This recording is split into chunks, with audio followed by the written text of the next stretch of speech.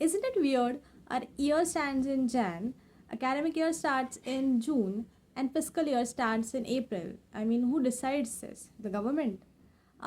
Partially no. There are two theories behind this. During the British Raj, Britishers ने around 1860s में अप्रैल to मार्च ये fiscal year incorporate करना शुरू किया. इसका एक रीज़न ये भी था कि रानी इंग्लैंड में और उसका राज्य भी यही फॉलो कर रहा था.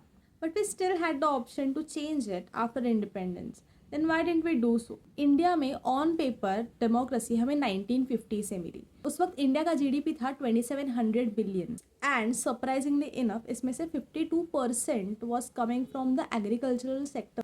एंड फार्मिंग के एनुअल रूटीन के हिसाब से September to March is the time of yield. मतलब उस वक्त क्रॉप्स काटे जाते हैं. इसका मतलब ये था कि उस पर्टिकुलर साल एग्रीकल्चर से एग्जैक्टली हमें कितना फ़ायदा हुआ है, कितना नुकसान हुआ है, ये फिगर आउट करने का टाइम था September to March. And based on that agriculture and बाकी सेक्टर्स के लिए कौन सी नई पॉलिसीज़ बनानी चाहिए, कौन सी बंद कर देनी चाहिए, ये डिसाइड करने के लिए वो बेस्ट टाइम था.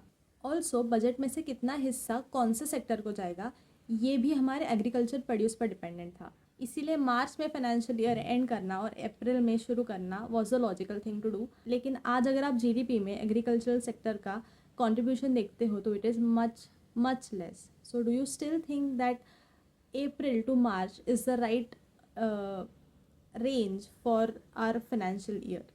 If you think so, drop that in the comments and let me know what you thought about this video and what would you like to know about in the next video.